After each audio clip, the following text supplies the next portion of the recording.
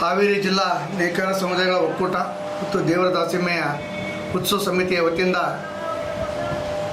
ಪತ್ರಿಕಾ ಮಿತ್ರರು, ಎಲೆಕ್ಟ್ರಾನಿಕ್ ಮತ್ತು ಪ್ರೆಸ್ ಮೀಡಿಯಾ ಅವರನ್ನ ಕರೆದಿದ್ದು, ನಾವು ದೇವರ ದಾಸಿಮಯ್ಯ ಜಯಂತ್ಯೋತ್ಸವವನ್ನು ಈ ವರ್ಷ ಅದ್ದೂರಿಯಾಗಿ ಆಚರಣೆ ಮಾಡಬೇಕು ಅಂತೇಳಿ ನಿರ್ಧಾರ ಮಾಡಿಕೊಂಡಿದ್ದೇವೆ. ಅದರ ಜಯಂತಿಯ ಉತ್ಸವದ ಅಧ್ಯಕ್ಷರಾಗಿ ಬಸವರಾಜ ಲಕ್ಷ್ಮೀಶ್ ಅವರು ಅದನ್ನು ನಿರ್ವಹಿಸ್ತಾ ಇದ್ದಾರೆ ಮತ್ತು ಅದರ ಸದಸ್ಯರು ಕೂಡ ಇದ್ದಾರೆ. ಮತ್ತು ಅದ್ರ ಜೊತೆಗೆ ನಮ್ಮ ನೇಕಾರ ಸಮುದಾಯ ಒಕ್ಕೂಟದ ಜಿಲ್ಲಾಧ್ಯಕ್ಷರಾದ ಮುಕ್ತಿನಳ್ಳಿ ಅವರು ಮತ್ತು ಅವರ ಸಮಿತಿಯ ಸದಸ್ಯರು ಕೂಡ, ಒಕ್ಕೂಟದ ಪದಾಧಿಕಾರಿಗಳು ಕೂಡ ಇದರಲ್ಲಿ ಇರ್ತಾರೆ. ಈ ಒಂದು ಜಯಂತ್ಯೋತ್ಸವವನ್ನು 28/3/2026 ಶನಿವಾರ ದಿವಸ ಜಯಂತ್ಯೋತ್ಸವ ಕಾರ್ಯಕ್ರಮವನ್ನು ನಾವು ಮಾಡಬೇಕಂತ ನಿರ್ಧಾರ ಮಾಡಿಕೊಂಡಿದ್ದೀವಿ. ಬೆಳಿಗ್ಗೆ ದೊಡ್ಡಪೇಟೆ ಅಂಬಾಭವಾನಿ ದೇವಸ್ಥಾನದಿಂದ ಮೆರವಣಿಗೆ ಪ್ರಾರಂಭ ಆಗುತ್ತೆ. MG ರೋಡ್ ಮೂಲಕ ಮತ್ತೆ ಇಲ್ಲಿ ಕುರುಬೇರಿ ಕ್ರಾಸ್ ಬಂದು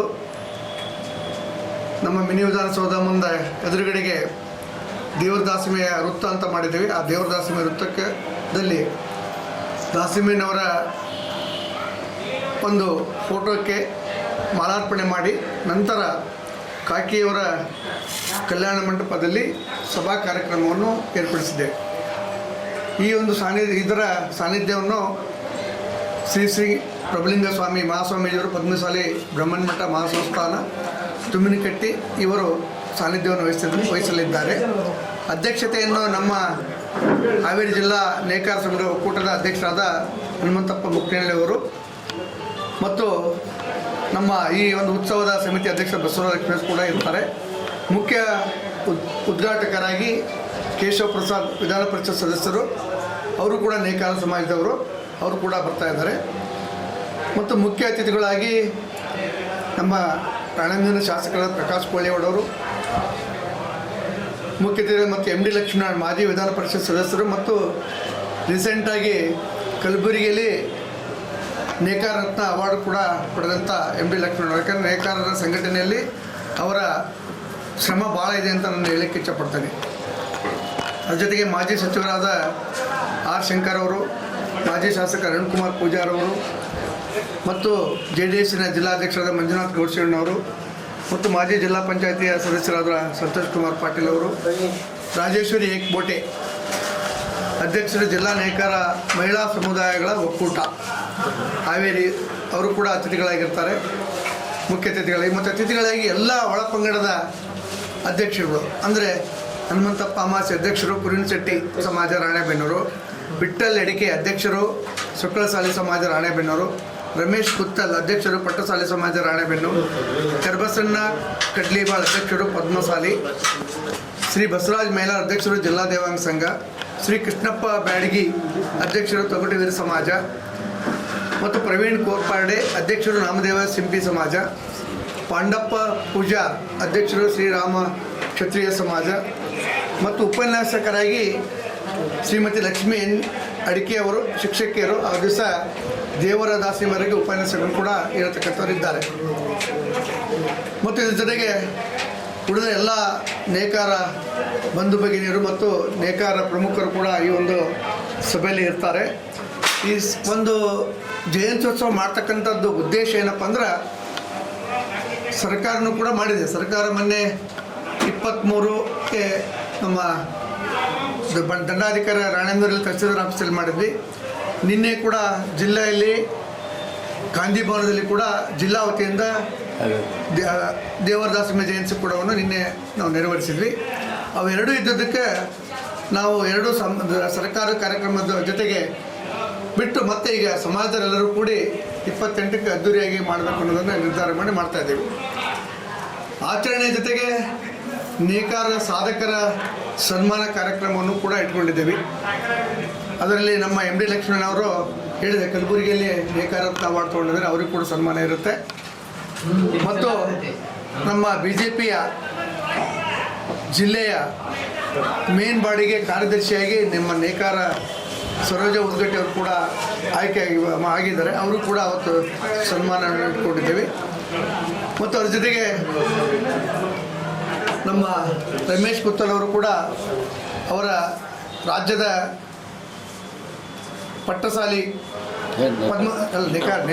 ನೇಕಾರ ಒಕ್ಕೂಟದ ಸಂಘಟನಾ ಪ್ರಧಾನ ಕಾರ್ಯದರ್ಶಿ ಆಗಿದ್ದಾರೆ, ಅವರು ಕೂಡ ಸನ್ಮಾನವಿದೆ. ಅದ್ರ ಜೊತೆಗೆ ನಮ್ಮ ಸಾಲಗಿರಿ ಶಿವಾನಂದಪ್ಪ ಸಾಲಗಿರಿ ಅವರು ಕೂಡ ರಾಜ್ಯ ಪದಾಧಿಕಾರಿ ಆಗಿದ್ದಾರೆ, ಅವರು ಕೂಡ ಸನ್ಮಾನವನ್ನು ಇಟ್ಕೊಂಡಿದ್ದೇವೆ. ಮತ್ತು ಇನ್ನು ಯಾರು ಇದರ ಗುರುತಿಸಿ ಅವ್ರ ಸಾಧಕರು ಕೂಡ ಸನ್ಮಾನವನ್ನು ಮಾಡ್ತಕ್ಕಂಥ ಕಾರ್ಯಕ್ರಮವನ್ನು ಕೂಡ ನೇಕಾರನ ಗುರುಸ್ತಕ್ಕಂಥ ಕಾರ್ಯಕ್ರಮವನ್ನು ಮಾಡ್ತಾಯಿದ್ದೀವಿ. ತಮಗೆಲ್ಲ ಗೊತ್ತಿದ್ದಂಗೆ ದೇವರದಾಸ್ ಸಿಂಹಯ್ಯನವರು 9 ಮತ್ತು 10ನೇ ಶತಮಾನದಲ್ಲಿ ಇರ್ತಕ್ಕಂಥವ್ರು ವಚನಕಾರರು. ಅದಕ್ಕೆ ನಾವು ಯಾವತ್ತೂ ಆದ್ಯ ವಚನಕಾರರು ಅಂತೀವಿ. ಆದ್ಯ ವಚನಕಾರ ಅಂದರೆ ಈಗಿನ 12ನೇ ಶತಮಾನದಲ್ಲಿ ಏನು ಬಸವಣ್ಣನವರು ಉಳಿದ ವಚನಕಾರರು ಮತ್ತು ಎಲ್ಲರೂ ಇದಲ್ಲ, ಅವ್ರಿಗಿಂತ ಪೂರ್ವಜರು ಅಂತ ನಾವು ಹೇಳಲಿಕ್ಕೆ ಇಷ್ಟಪಡ್ತೀವಿ.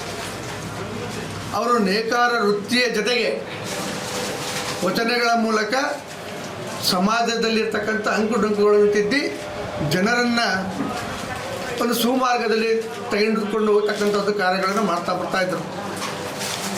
ಅವರ ಇದಕ್ಕೆ ಪ್ರೇರಿತರಾಗಿ 9ನೇ ಶತಮಾನದಲ್ಲಿ 2ನೇ ಜಯಸಿಂಹ ಮಹಾರಾಜರಿದ್ದರು. ಅವರು ಇವರ ವಚನಗಳನ್ನು ಮತ್ತು ಇವುಗಳೆಲ್ಲಗಳನ್ನು ಮತ್ತು ಕಾಯಕ ಜೊತೆಗೆ ಕೆಲಸ ಮಾಡ್ತಕ್ಕಂಥದ್ದು ನೋಡಿ ಭಾಳ ಖುಷಿಯಾಗಿ ಅವರು ಬೌದ್ಧ ಧರ್ಮಕ್ಕೆ ನಡ್ಕೊತ ಇದ್ರು. ಆ ಬೌದ್ಧ ಧರ್ಮವನ್ನು ಬಿಟ್ಟು ಈ ನೇಕಾರ ಸಮುದಾಯಕ್ಕೆ ಸೇರಿಕೊಂಡಿರೋದಂದ್ರೆ ಇದು ಒಂದು ಬಿಗ್ ಹಿಸ್ಟ್ರಿ ಅಂತ ನಾನು ಹೇಳಲಿಕ್ಕೆ ಇಷ್ಟಪಡ್ತೇನೆ. ಅಂದರೆ ನೇಕಾರರು ಅಷ್ಟು ಹಿಂದೆ ಪ್ರಬಲರಾಗಿದ್ದರು. ಆ ಪ್ರಬಲತೆಯನ್ನು ನಾವು ಗುರುತಿಸ್ಕೊಳ್ತಾ ಇಲ್ಲ.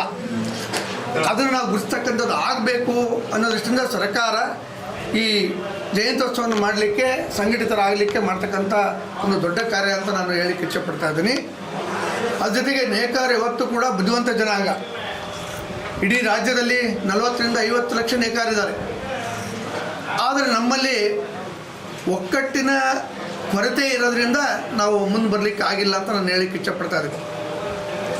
ಅದಕ್ಕೆ ಹಿಂದೆ ಮಾಜಿ ಮುಖ್ಯಮಂತ್ರಿಗಳು ಹಿರಿಯ ನಾಯಕರಾದ ರಾಮಕೃಷ್ಣ ಹೆಗಡೆ ಅವರು ಹೇಳ್ತಿದ್ರು, ನೇಕಾರರು ಎಷ್ಟು ಬುದ್ಧಿವಂತರಿದ್ದಾರೆ, ಅವರು ಸಂಘಟಿತರಾದರೆ ರಾಜ್ಯವನ್ನು ರಾಷ್ಟ್ರವನ್ನು ಆಳ್ತಕ್ಕಂಥ ಶಕ್ತಿ ಇದೆ ಅಂತದ್ದು ಕೂಡ ಹಿಂದೆ ಹೇಳಿದರು. ಅಷ್ಟೆಲ್ಲ ಹೇಳಿದರೂ ಕೂಡ ನಾವು ಇನ್ನೂ ಸಂಘಟಿತರಾಗಿಲ್ಲ. ಆಗಬೇಕು ಅನ್ನೋದು ನಿಜ. ಆದರೆ ಶೈಕ್ಷಣಿಕವಾಗಿ ಆರ್ಥಿಕವಾಗಿ ಮುಂದೆ ಬಂದಿದ್ದಾರೆ, ನಾವಿಲ್ಲ ಅನ್ನೋದಿಲ್ಲ. ಮೊದಲು ನಾವು ಹಿಂದುಳಿದಿದ್ದೇವೆ ಅಂತಿದ್ವಿ. ಆದರೆ ನಾನು ಈಗ ಹಿಂದುಳಿದಿದ್ದೇವೆ ಅಂತ ಹೇಳೋದಿಲ್ಲ. ಶೈಕ್ಷಣಿಕವಾಗಿ ಮುಂದೆ ಬಂದಿದ್ದೇವೆ, ಆರ್ಥಿಕವಾಗಿಯೂ ಮುಂದೆ ಬಂದಿದ್ದೇವೆ, ಸಾಮಾಜಿಕವಾಗಿ ಮುಂದೆ ಬಂದಿದ್ದೇವೆ. ಸಾಮಾಜಿಕವಾಗಿ ಅಂತ ಯಾಕೆ ಹೇಳ್ತೀನಿ ಅಂದರೆ, ನಮ್ಮದು ಕಾಯಕ ವರ್ಗ ನೇಕಾರರು. ಆ ಕಾಯಕ ವರ್ಗ ಇದ್ದಾಗ ನೇಕಾರರು ಉಳಿದ ಸಮಾಜಕ್ಕೆ ಯಾವತ್ತೂ ಗುರ್ಸ್ಕೊಂತಾರೆ. ಆ ಗುರ್ಸ್ಕೊಳ್ಳೋದ್ರಿಂದ ಒಂದು ಹಿಸ್ಟ್ರಿ ಐತಿ. ರಾಣೆಬೆನ್ನೂರಲ್ಲಿ ಹೆಚ್ಚಿಗೆ ಆಡಳಿತ ಮಾಡಿದವರು ನಗರಸಭೆಯಲ್ಲಿ ಅಂದರೆ ಅದು ನೇಕಾರ ಅಂತ ಹೇಳಲಿಕ್ಕೆ ಇಷ್ಟಪಡ್ತಾ ಇದ್ದೀನಿ. ಹಿಂದೂ ಹಿಸ್ಟ್ರಿ ಇದೆ, ಈಗೂ ಹಿಸ್ಟ್ರಿ ಇದೆ. ಅಂದರೆ ಅಧ್ಯಕ್ಷರಾಗಿ ಭಾಳಷ್ಟು ಜನ ನಮ್ಮ ನೇಕಾರರೇ ನಗರಸಭೆ ಅಧ್ಯಕ್ಷರಾಗಿದ್ದಾರೆ. ಮತ್ತು ನಗರಸಭೆ ಸದಸ್ಯರು ಕೂಡ ನಮ್ಮ ಜನಾಂಗ ಎಲ್ಲಿಲ್ಲ ಅಲ್ಲಿ ಕೂಡ ಆರಿಸ್ಕೊಂಡಿದ್ದಾರೆ. ಯಾಕಂದರೆ 10ರಿಂದ 11 ಜನ ನಾವು ನೇಕಾರರು ನಗರಸಭೆ ಸದಸ್ಯರಾಗ್ತೀವಿ ಅಂದರೆ ನಮ್ಮ ನೇಕಾರರು ಬೇರೆ ಜನರ ಜೊತೆಗೆ ಸಂಬಂಧಗಳನ್ನು ಚೆನ್ನಾಗಿ ಇಟ್ಕೊಂಡಾರ ಅಂತ ಅದೊಂದು ಸಂದೇಶ ಕೊಡ್ತಕ್ಕಂಥದ್ದಾಗಿದೆ. ಯಾಕಂದರೆ ನಮ್ಮ ಸಮಾಜ ಇರ್ತಕ್ಕಂಥದ್ದು ಒಂದು 3-4 ವಾರ್ಡ್ ಬಿಟ್ಟರೆ ಮುಗೀತು ಅಷ್ಟೇ. ಬಟ್ ಭಾಳ ಅಂದರೆ ಒಂದು 7 ಇರ್ಬೋದು ಅಷ್ಟೇ. ಆದರೆ 11-12 ಜನ ಆರಿಸಿ ಬರ್ತಾರೆ ಅಂದರೆ ಅದಕ್ಕೆ ನೇಕಾರರ ಎಲ್ಲ ಸಮಾಜ ಜೊತೆಗೆ ಎಲ್ಲ ವರ್ಗದ ಜೊತೆಗೆ ಅನುಬಂಧ ಸಂಬಂಧಗಳನ್ನು ಇಟ್ಕೊಂಡಿದ್ದಾರೆ. ಆದ್ದರಿಂದ ಅವ್ರ ಪ್ರೀತಿ ವಿಶ್ವಾಸದಿಂದ ನಮ್ಮ ಗೆಲ್ಲಲಿಕ್ಕೆ ಸಾಧ್ಯ ಐತಿ. ಮುಂದಿನ ದಿವಸದಲ್ಲಿ ಕೂಡ ನಗರಸಭೆ ಇಲೆಕ್ಷನಲ್ಲಿ ಕೂಡ ನಮ್ಮ ನೇಕಾರರು ಹೆಚ್ಚಿಗೆ ಪ್ರಯತ್ನ ಮಾಡಿ ಹೆಚ್ಚಿಗೆ ಪಡಿತಕ್ಕಂಥದ್ದು ನಗರಸಭೆ ಸದಸ್ಯರು ಆಗಬೇಕು ಅನ್ನೋದು ಕೂಡ ನನ್ನ ಇಚ್ಛೆ ಇದೆ. ಯಾಕಂದರೆ ನೇಕಾರರು ಮುಂದೆ ಬರಬೇಕು ಅಂತ ಮೊದಲು ನಾವು ಗ್ರಾಮೀಣ ಮಟ್ಟದಲ್ಲಿ, ತಾಲೂಕು ಮಟ್ಟದಲ್ಲಿ, ಜಿಲ್ಲೆ ಮಟ್ಟದಲ್ಲಿ, ರಾಜ್ಯ ಮಟ್ಟದಲ್ಲಿ ಬರಬೇಕಾಗುತ್ತಿದೆ.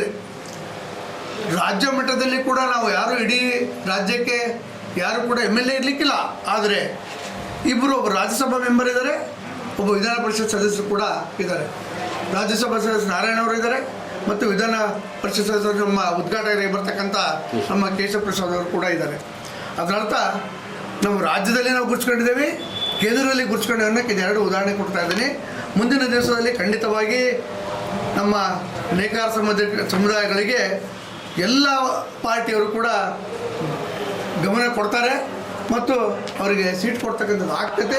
ಮತ್ತು ನಮ್ಮ ನೇಕಾರರು ಹೆಚ್ಚಿಗೆ ಶಾಸಕರಾಗಿ ಮುಂದೆ ನೇಕಾರನ ಮುನ್ನುಡಿಗೆ ತರ್ತಕ್ಕಂಥದ್ದು ಆಗಬೇಕು ಅನ್ನೋದು ನನ್ನ ಕನಸಿದೆ. ಯಾಕಂದರೆ ನಾವು ಬೇರೆ ಸಮಾಜಕ್ಕೆ ನಾವೇನು ಬೈಯೋದಿಲ್ಲ, ಬೇರೆ ಸಮಾಜ ನೋಡಿ ನಾವು ಆ ಥರ ಆಗಬೇಕು ಅನ್ನೋ ಉದ್ದೇಶದಿಂದ ಆ ಹಾದಿಯಲ್ಲಿ ಹೋಗಲಿ ಅಂತ ನಾನು ನೇಕಾರ ಸಮಾಜಕ್ಕೆ ಹೇಳ್ತೀನಿ ವಿನ ಬೇರೆ ಮುಂದೆ ಬಂದರೂ ಮುಂದೆ ಬಂದಿದ್ದಾರೆ. ಅವ್ರು ನೋಡಿ ನಾವು ಮುಂದೆ ಬರಬೇಕು ಅನ್ನೋದೊಂದು ಇಚ್ಛಾಶಕ್ತಿಯಿಂದ ನಾನು ಯಾವ ಸಮಾಜಕ್ಕೂ ಆಗಲಿ ಯಾರಿಗೂ ಕೂಡ ಬಳಿ ಮಾಡಿ ತೋರಿಸ್ತಕ್ಕಂಥ ಆಗೋದಿಲ್ಲ. ಎಲ್ಲವೂ ಕೂಡ ನಾವು ಮಾನವರು, ಎಲ್ಲರೂ ಮಾನವ ಧರ್ಮ, ಎಲ್ಲ ಜಾತಿ ವರ್ಗಗಳನ್ನು ನಾವೇನು ಗಣನೆ ತೊಗೊಳೋದಿಲ್ಲ. ಆದರೆ ಆ ಸಮಾಜ ಮೇಲೆ ಬರ್ಬೇಕಂದ್ರೆ ಆ ಸಮಾಜನ ಗುರ್ತಕ್ಕಂಥ ಆಗಬೇಕು ಅಂತ ನಾನು ಈ ಒಂದು ಪತ್ರಿಕಾ ಇದರಲ್ಲಿ ಹೇಳ್ತಾ ನನ್ನ ನುಡಿಗಳನ್ನ ಮುಗಿಸ್ತೇನೆ. ಜೈ ನೇಕಾರ, ಜೈ ನೇಕಾರ. ಎಲ್ರಿಗೂ ನಮಸ್ಕಾರ.